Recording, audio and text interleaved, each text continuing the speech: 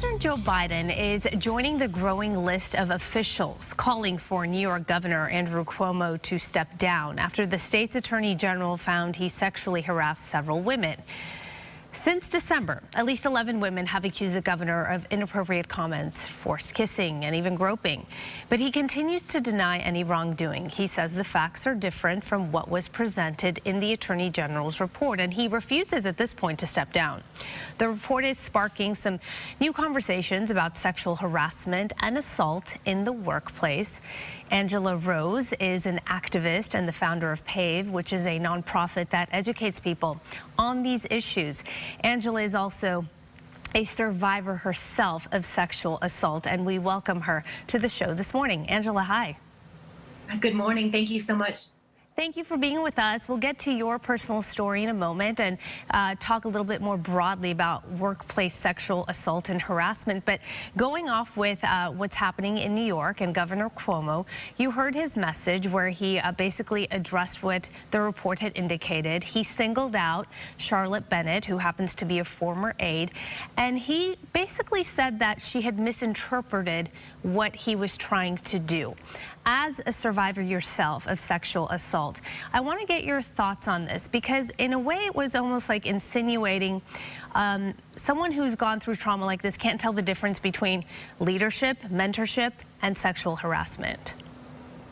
I think it's very re-traumatizing for survivors to hear that type of language. It basically just gives an excuse for that type of behavior. And I think it also is a very important conversation about consent, which is a freely given yes and not the absence of a no, and the importance of a workplace that is free from abuse, harassment, and intimidation.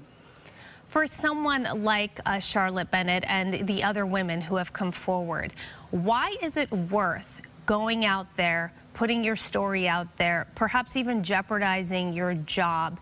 It's intimidating, of course. Why is it worth it? Well, I think it's worth it because it gives so many other survivors that are suffering in silence an opportunity to see that they're not alone. You know, these issues of harassment and assault and abuse can feel extremely isolating.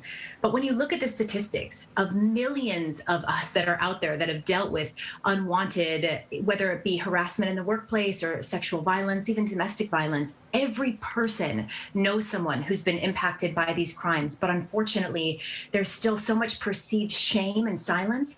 And one of my big messages is there is no shame in being a survivor, and it is not your fault. It is not your fault. I think that is a big message. You are a survivor turned activist. You just mentioned you have, in the commercial break, you're celebrating 20 years of PAVE, the organization that you have started. Talk a little bit about your story, what led you down this path, and what you do as an organization. Well, when I was 17, I was kidnapped from a shopping mall parking lot. And when I went down to report what happened to me, the detective didn't believe me. And I was really re-traumatized through that process. And I made a vow to myself. I said, if I can try and do something to make a difference, to help survivors thrive after their own trauma, but also help in prevention. So PAVE actually works across the country with a really innovative K-12 prevention program talking about consent, talking about healthy relationships. We do a lot of work on military bases, as well as in corporations and in businesses. And I think people don't want to be against something, they'd rather be for something. So we really promote, again, healthy relationships, consent, and a healthy, happy workplace and school environment, which is so critical. You know, you mentioned this. I want you to talk about the importance of being believed, and why is it that as a society, we still tend to not believe those who have stories to tell? Yes, unfortunately, we still live in a very victim-blaming society. All too often, survivors are blamed for what they were doing to ask for what happened to them. And even though we've seen a lot of movement moving forward with Me Too and Time's Up, but we still have a long way to go. Survivors are still not being believed, even by well-meaning loved ones. So another important piece of our work at PAVE, and really across the country, is helping survivors' families and loved ones know what to say when someone discloses. And so that information is on our website, to always start by believing and reassuring that person that it wasn't their fault.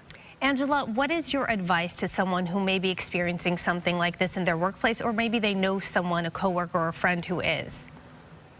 Well, it can feel very isolating. I can speak even to my own experience in the workplace, beside what happened to me at 17 when I was in my early 20s. There was a lot of sexual harassment in the workplace where I was. I was the only female. It was in a mortgage company, and I felt extremely silenced. And so, some advice that I have is to write down everything that you can about the exact time, date, what was said. Speak up, make sure that everything is documented. That's so critically important during this process. And to reach out for help. There are so many wonderful organizations and also attorneys that can help navigate the process. You don't have to do it alone. Angela, thank you so much. Really important information. Thanks for being with us. And again, congratulations on 20 years with your nonprofit, PAVE. Thank you.